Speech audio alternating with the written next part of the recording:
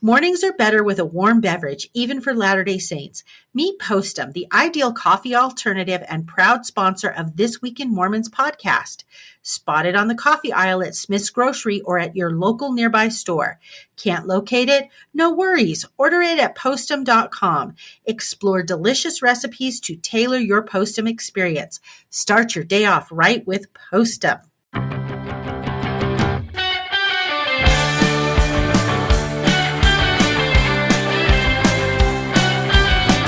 Hi, welcome listener to This Week in Mormons with Matt and Melissa. How are you, Melissa? I'm doing so good, Matt. How are you doing? Good. I can see the sun on your face. I can tell that you've been in a That's why I'm warmer. doing so good. I love it when the sun comes out.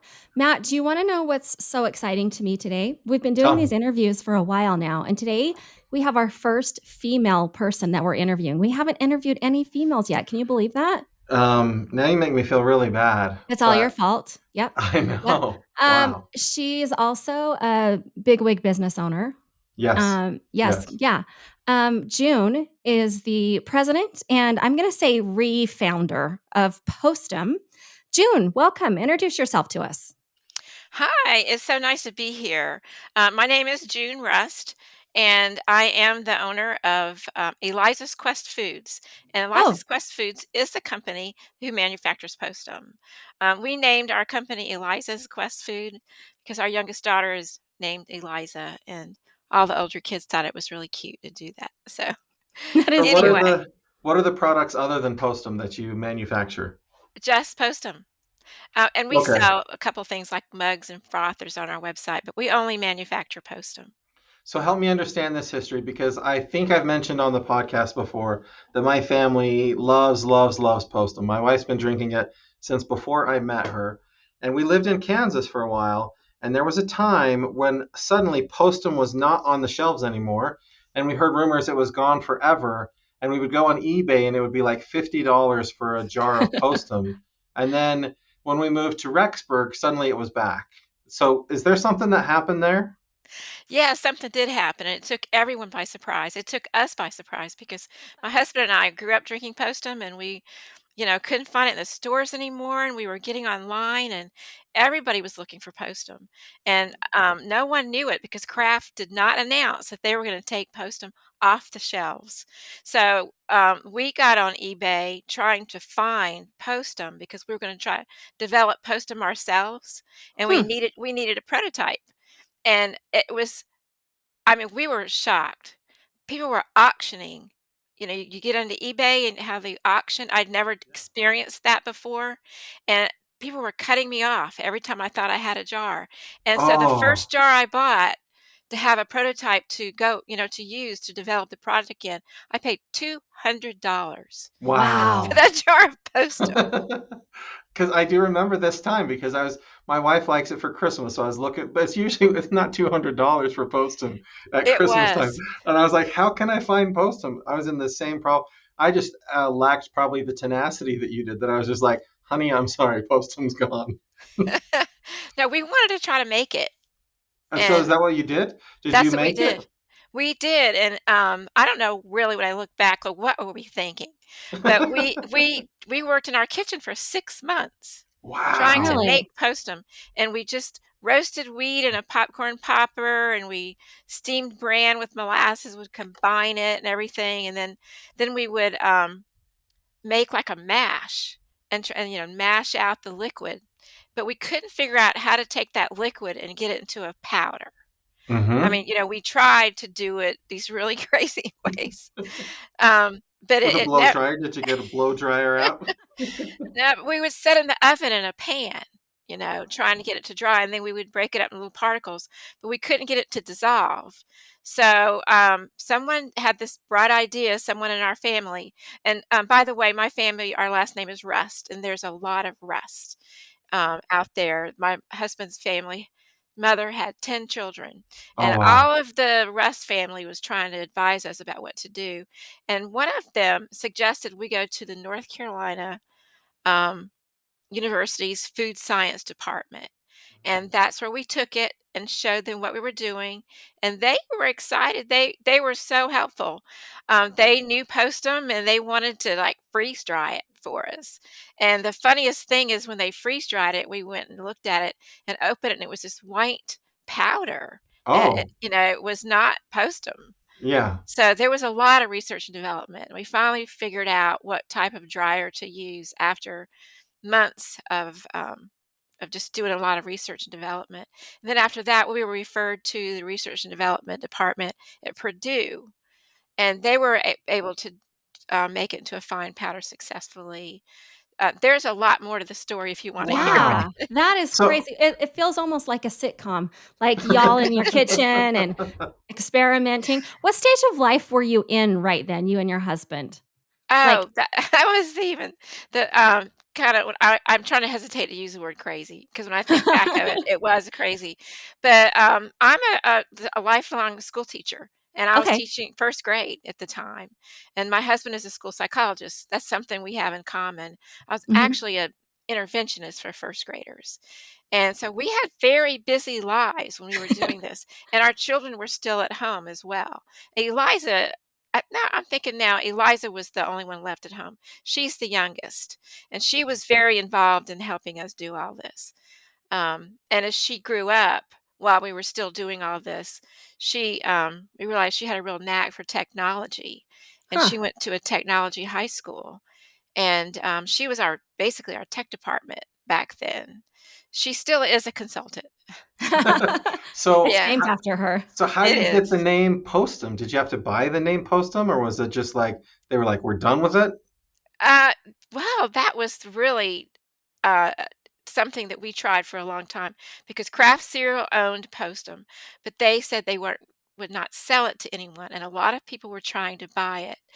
And Hmm. they eventually did sell it to a company in Canada. They sold their whole cereal division. And the company in Canada, what manufacturers do, we've just learning this all along the way. We really didn't know any of this because we were school teachers. Um, they eliminated about half the products that they bought, and one of them was Postum, and that's why Postum disappeared.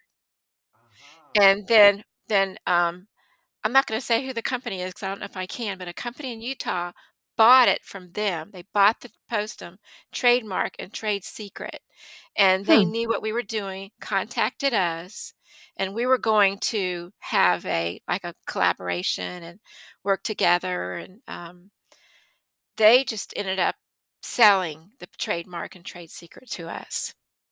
So the trade secret, or you're still using the recipe you developed? You didn't did, or did they give you the recipe that they had used? Well, we were on the money. We were doing it exactly the way Kraft did it. Because if you think about it, it's as simple ingredients as wheat bran, and molasses, and we were just cooking it, and Wow. and mashing it, extracting it, and things like that. So the trade secret did have a little bit more information in it than what we had, but we had the recipe down by the time we were able to acquire the trademark. I think it is so cool. You're like super fans that the product you love goes away, and you say, we're going to make it would be like for Melissa if Dr. Pepper, Diet Dr. Diet Pepper Dr. went away. Pepper. Would you and your husband get together and make Diet Dr. Pepper? I want to say that we would be that ambitious, but absolutely not, we wouldn't be. No. That's really impressive. I also wonder, so from there, do you like, how do you decide, like, okay, we're going to take this on as a business? Like, do you quit your other jobs? Is there an immediate response from the people who've been waiting for Postum to come back? Like, what does that all feel like? Well, I didn't quit my job. I did it for several years, and I can Mhm. honestly say that major things happened in the world that I didn't even know happened because I was so busy. If you know anybody who's a school teacher, I it's am. long, long hours. And Yep. then when I got off of work, I'd be on the phone on the way home talking to people, and I would just start working right away as soon as I got home. But the research and development still continued, and it went on for almost 4 years. And it took a good 5 years before we ever got it on a shelf anywhere, and it was not in Wow. Utah. Wow. It was at it's a Seventh-day Adventist, grocery Oh. store. The Seventh-day Adventists do not have the word of wisdom, but they have a I don't know if I can't say strict because I really admire what they do. Most of them are vegans and vegetarians. They make sure they have a they eat a very healthy diet. And one of the things they don't consume is coffee. They drink Postum.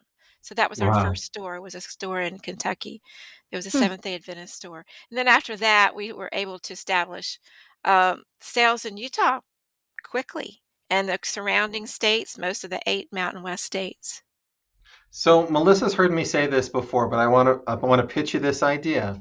Hmm. It's called Dutch Brethren, and you serve Postum, and it's just Starbucks, but you have Postum, and you have one called like the baptismal interview as a drink you can get, and it's just Postum with a lot of caffeine pills in it.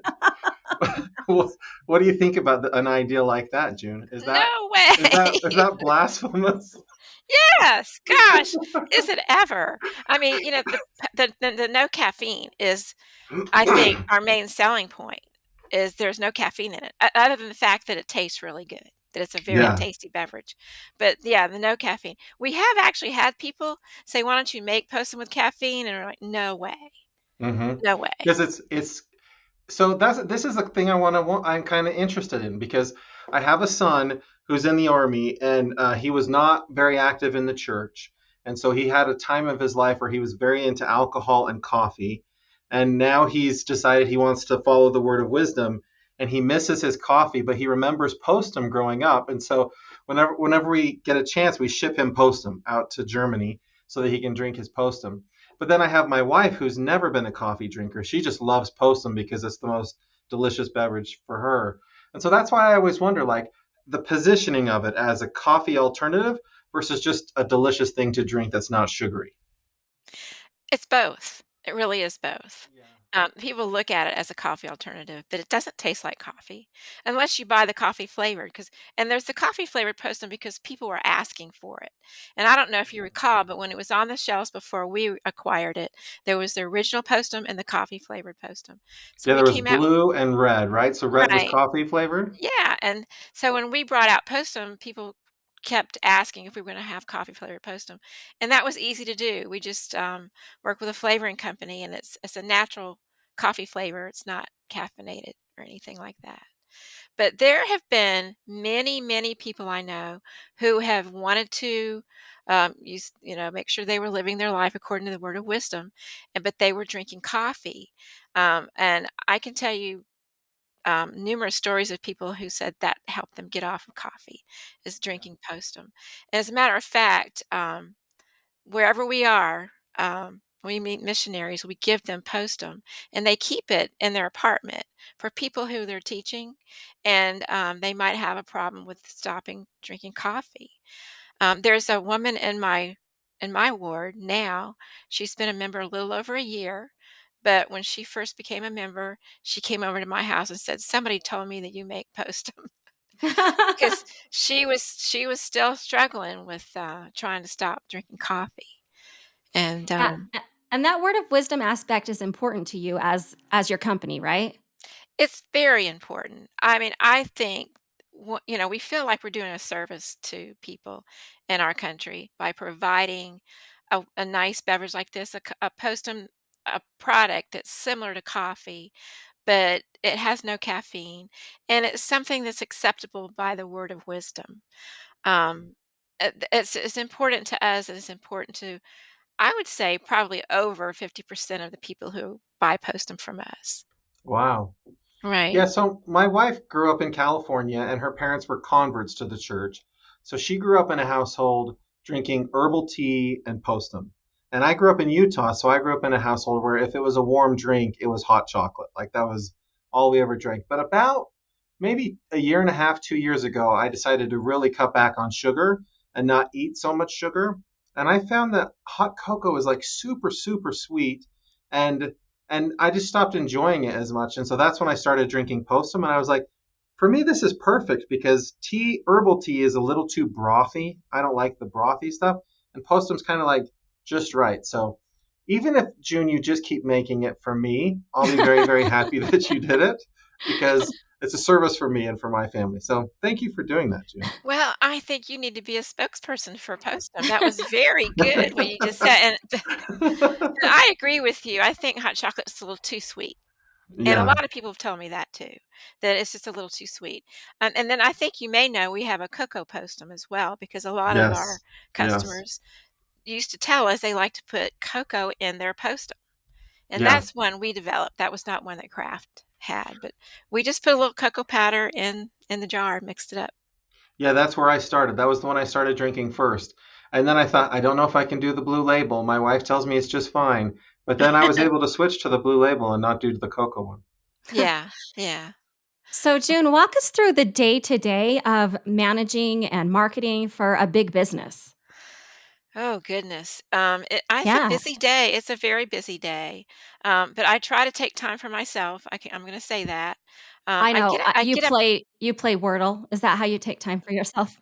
No, I get up in the morning because I live at the Outer Banks of North Carolina, and Uh I was huh. pointing over here by this window. This is the water right out here, right outside my Nice. window.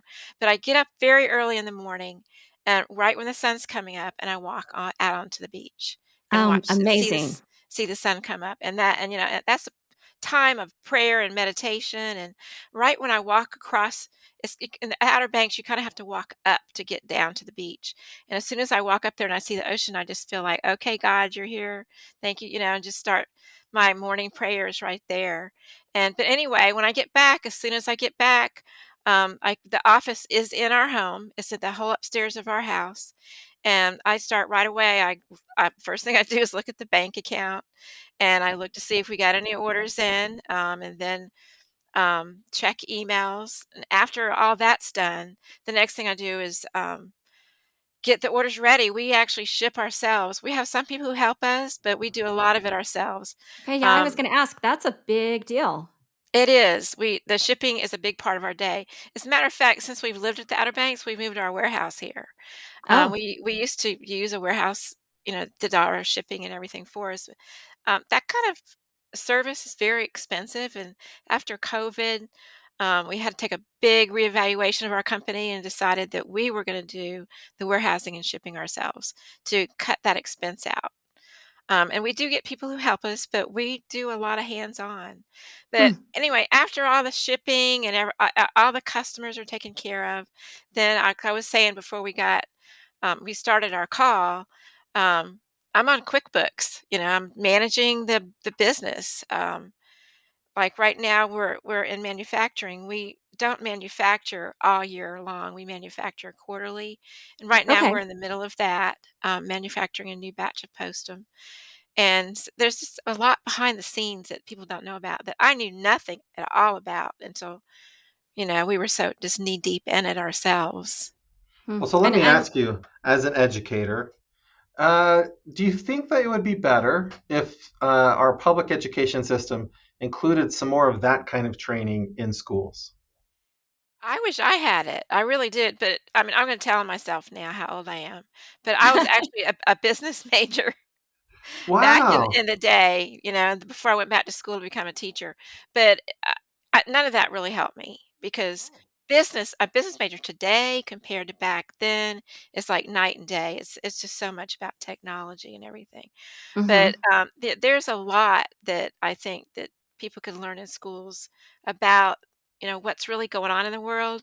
As a matter of fact, there's an intern working with me now, and she came to me looking, to learn things about business, and I don't know who learned more, me or her, because she just, I think, just kinda, like, restructured and reorganized my business, and I feel like we're zipped up really well now. She just had a lot of technology background and just knew how to help us have a much tighter ship as far as our inventory goes.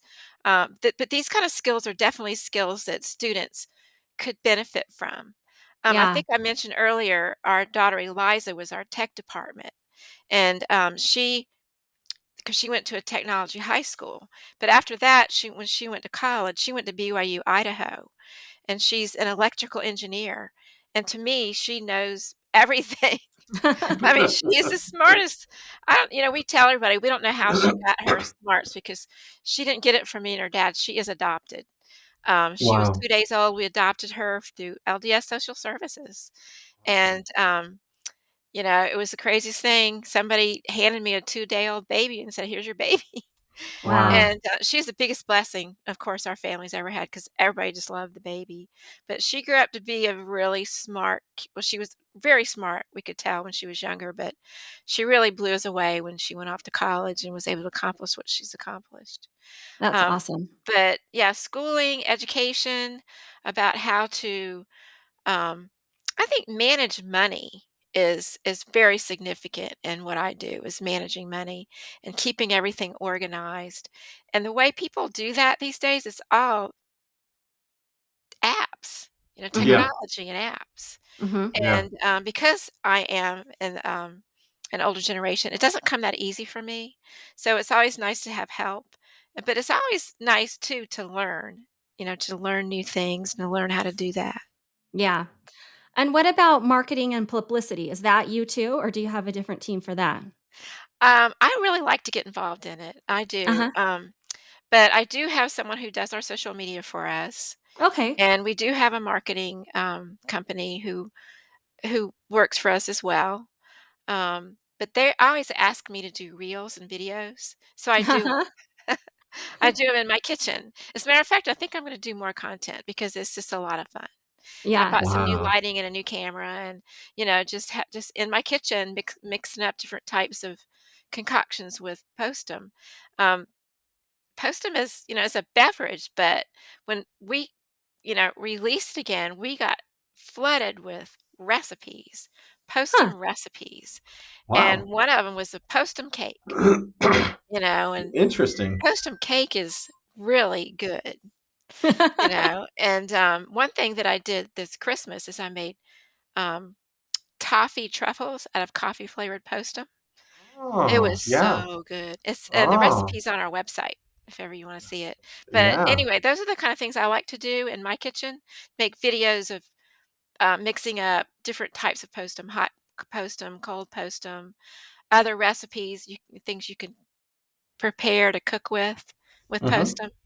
Yeah, I like to do that. If you don't mind, June, I'd like to get a little more biographical about you and your family and the church and all of that stuff. Is that all right if we That's kind of great, dig into? yeah. So, are you from North Carolina? Are you from the South, or I think that's fair to call that the South. Is that born and Yeah. raised? Yeah, I was actually born in Athens, Greece. My dad was in the military, but by the Oh, time I was 7 years old, I lived in Charleston, North Carolina, and lived there until I was in my late 30s. Um, I went and to your school. dad was a member of the church? He was not. No, he was Okay. not.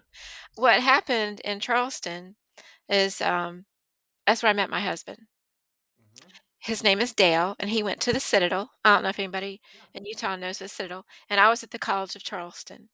And, anyway, when we got married, we that's when we, um Was he not a member of the church either? Was this oh, I'm not a sorry, flirt to convert? Was this a flirt to convert situation? it was, Yay. it definitely was, because I really didn't know anybody except one girl I knew in high school who was a member of the church, but he was a member of the church, and he'd been a member his entire life. As a matter of fact, he's one of those that on both sides of his family goes back to the handcart pioneers, and Interesting. his middle name is Kimball. He's Ah, related yep. to Spencer Kimball and Heber C. Kimball and all that. But I think I mentioned earlier that his mother had 10 children, and all of them are still active in the church. Wow. And 7 of them went on missions. I like to kind of brag about that. Yeah. But I tell people one of the reasons I married Dale is because I just liked his family so much. They were living in New Jersey. His father, as a matter of fact, was a banker in Manhattan, and he left the Midwest or the Mountain West to go to New York City to make his fortune.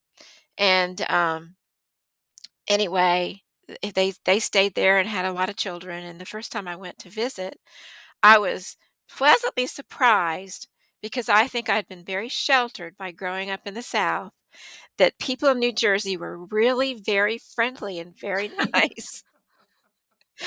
And his family were they were just really welcomed me. And I enjoyed the family home evenings. I enjoyed going to church with them. I enjoyed people who, they did they lived their testimony. They didn't just go to church on Sunday and leave it there. That they did things like drink Postum. They didn't drink alcohol. They talked about church issues, sit around, in the evenings after dinner and things like that. And a lot of his family gave me books to read, especially his father, books to read that were written about the church. As a matter of fact, the first book I read was this big, thick book. I'm showing you. It was Porter Rockwell. Oh Oh, boy. Oh yeah. boy. The Yeah, biography? yeah. It was Yeah. it was awesome because it was a biography, but it had lots of authentic newspaper articles and just letters and things like that were written. And it was a pretty good way to learn about church history, Yeah. Wow. which is Because very So exciting. Porter Rockwell was Joseph Smith's bodyguard, is what I recall. Yeah, and And he the was he biography has a lot of action in it. Like, it's actually yeah. he was like an outlaw, you Yeah. know. I mean, he did some things that might not be very popular today. But, it was the Wild West. People were a lot tougher back then and, had to handle their lives differently than we do. So, but So how yeah, long after that did you convert? it took me about 6 months. And one of Okay. the reasons why is because um I had grown up Baptist and I was still going to church with my mom. Mhm. And I just didn't want to stop going to that's the little church I grew up in. And um I'd already been baptized before and I couldn't understand why I needed to get baptized again.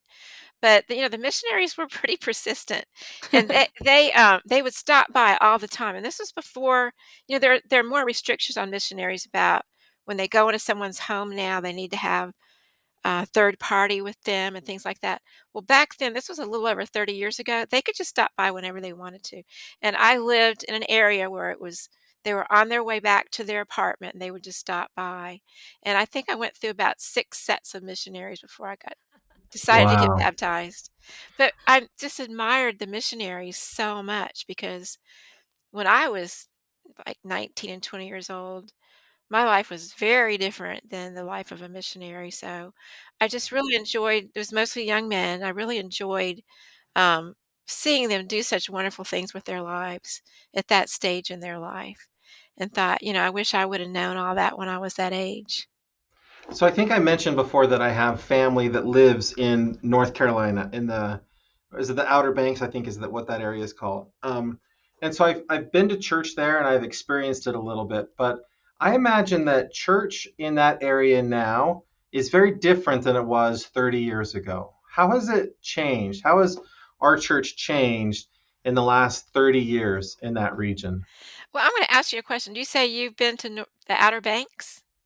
Yes. Oh, well, Well, that's where I live. oh, okay. Yeah, All and right. there's only one ward here. It's very small. So you went to her I board, probably Maddie?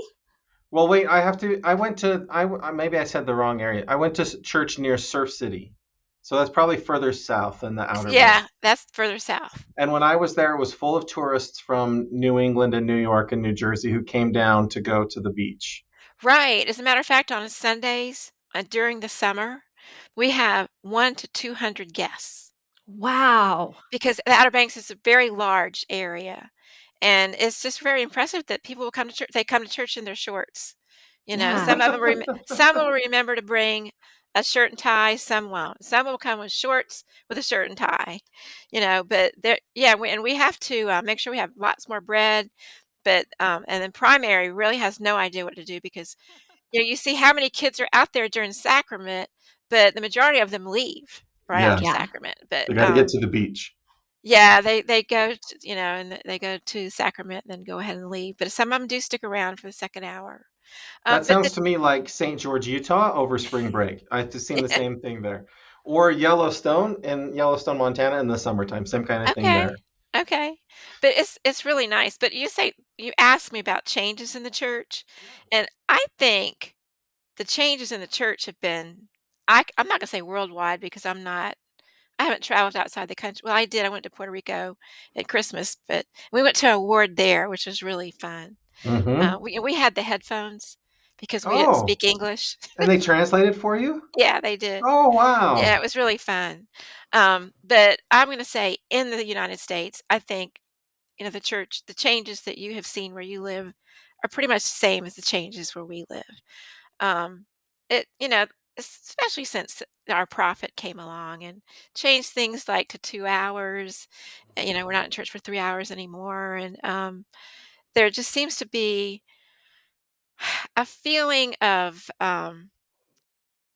you know, it's hard for me to really put into words, but things are not quite as intense. I Mhm. think things are not held as quite as literal as they were 30 years ago. Um, but I have to kind of back talk a little bit because I am a seminary teacher now. That's my calling. My Oh. Oh, husband and I teach seminary, so well, so then you're we very busy. we are so busy. So you're running a business and teaching early morning seminary every morning. Yeah, but during the summers, I still get my morning Yeah, walks on the you get a beach, and little then after vacation. seminary, because the beach is a very relaxed place. School doesn't Mhm. start out here till 8:30, so Oh. Oh, seminary's at 7, and then I get home, and then I go take my walk on the beach, and then get back to work. uh-huh. So So yeah. So, in my experience in areas of the church like that, your ward is more of an extension of your family than sometimes your family is because your family's so much further away. And I wonder how the home centered, church supported changes have changed the way that you experience church in your area. I think the same way it has for you. Since ever since Come Follow Me, people have become very accustomed to studying at home. And there's more structure to what we do now as far as Latter-day Saints, what we're reading and what we're studying. Of course, all of us in this room know that um, primary, the young men, young women, Sunday school, seminary, we're all studying the same thing now. And then what Come Follow Me, what people are doing at home is the same thing that we're all doing in church. So I think as Latter-day Saints in general, we're all learning more. Mm. The curriculum is just very focused. And what's also good about Come Follow Me is, you know, so I think a lot of people would avoid studying before because there was just so much reading that was expected. And when you're looking at Come Follow Me, it's really not as much reading as there was in the past. And it's easy to keep up with Come Follow Me. And then there's so many podcasts that support it and everything like that. But I feel like we're all in the same school of thought as far as what we're doing. Like right now, we're all very, very seriously reading and studying the Book of Mormon right now. All of us are. Yeah. So, when your kids were teenagers, where was your nearest temple? Oh, goodness. I'm telling on myself now. No, no, it's It people need was, to know this. People don't know. hey, I think my Southern accent just came out. And myself. Okay. Anyway, it was, DC, and Oh. Oh, then just right after that, because that's where I had my endowments was in DC, but right after DC, the Atlanta temple opened, and the Atlanta temple was a small working temple at the mhm. time, but it is bigger now, they've expanded it, and So then how long to get to DC or Atlanta? DC is a good 8, 9-hour drive, is pretty Wow. far, yeah, and then Atlanta was 4 to 5 hours, depending if you're North Carolina or South Carolina, but we still where we are now, we still have to travel a good ways to go to the temple. Is it Our Richmond now for you? Richmond, It's Virginia? Richmond, it is, and the Richmond temple is just so beautiful, and it's a big temple for when you look at other southern or eastern Mhm. temples. Not comparing it to the temple in DC because that's a very large temple, but a Yeah. lot of the temples in the east and in the southeast are really small. I mean, very, very small.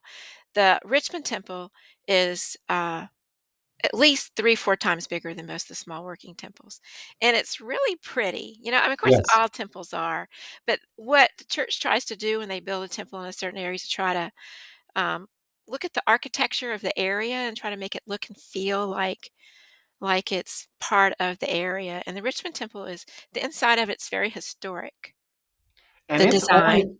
It's only been open for maybe a year, right? If that? If even that, I Yeah. can't remember when it opened, but I remember when, it seemed like it was just about this time last year when they were doing the open house, so I don't know if I can't really say what date or what month that it opened, No, but I remember I was driving. I actually drove from Richmond to Utah. And so I drove past that temple. And it was right around the time they were doing the open house. So I got to see the exterior, but I didn't get to see inside. And you're right.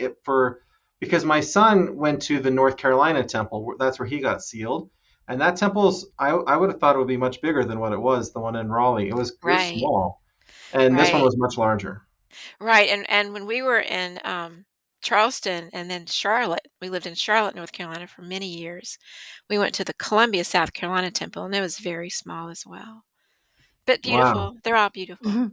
Yeah, yeah, yeah. Yeah, yeah. I love hearing about experiences of people who live outside of Utah, lifelong members. Well, much of your life, a member of the church, and it's just so different from, I would say, Melissa's experience. Because Yeah, how far for is it for you to get to the temple, Melissa?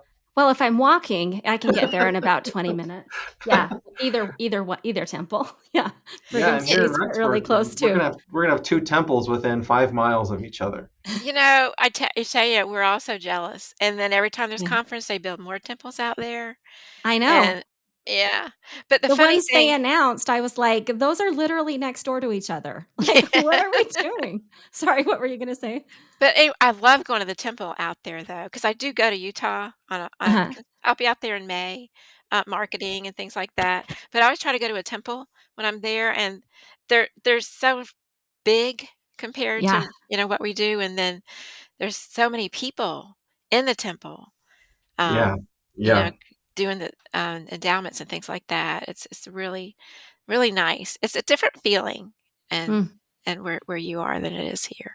So when we lived in Kansas, it was hard for us to get to the temple. Now I'm going to make it sound hard, but it was 3 hours, I think, to the Winter Quarters Temple at first, and then they built one in Kansas City that was an hour away.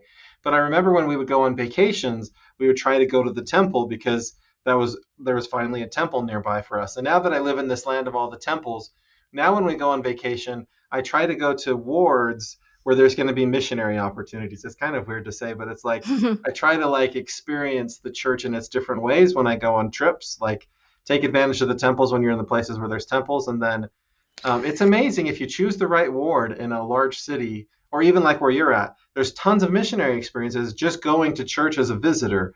It's Uh-huh. amazing to me, like how many people there are visiting our churches all around the world on any given Sunday. Right, any given Sunday, because even during the excuse me, the winter, we do have guests that come during the winter, and it's nice to see people taking their time, out here on vacation, going to church on Sunday while they're on vacation.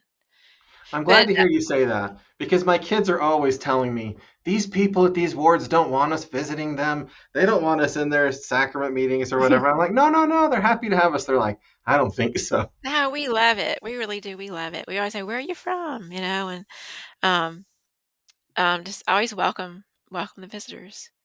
That's awesome. But, I wish you guys could go to our ward sometime. It's so cute. It's very small, and it's in Nag's Head because the Outer Banks is just a long, like, isthmus that's all these different towns, and I live in Southern Shores, and I drive about 25 minutes to go to church, and Okay. it's the Nag's Head ward, and it started off with this one family, and they're the Spencer family, Huh. they had lots of children, and all their children had children, and then other people came, but still, when you go to church on Sunday, the majority of the people in there are Spencers, and Huh. they're either married to a Spencer or they are a Spencer. And when you Um, say very small, what number are we talking? Imma say maybe 80 people on Okay, yeah. Sunday. Yeah, that's very small. Sometimes 100, but like I said, during Uh-huh. the summer, it's a whole lot more. Sure. But it's kinda nice and cozy to have a small ward like that. Everybody's friends, and, Yeah. everybody knows one another. And the Spencer family are all boat builders and fishermen and very Okay. interesting people to hang around with, so So, one last question about church in the South.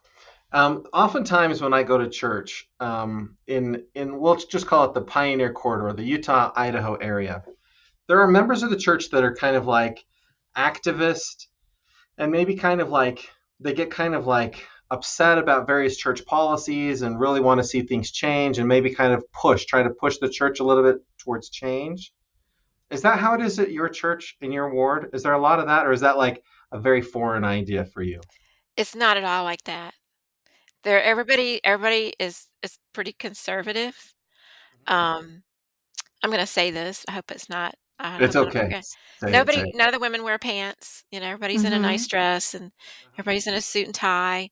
Nobody seems to question any of the church policies. I know there've been a lot of things that's happened over the years, and no one, it's that the obedience. Everybody's very obedient, and everybody's very serious about what they're doing, with their And lives, and I think beyond obedience, it shows gratitude. Like, I think a lot of times in Utah, we get sort of complacent with what we have, and I think what you're talking about speaks to, like, gratitude that we have the gospel.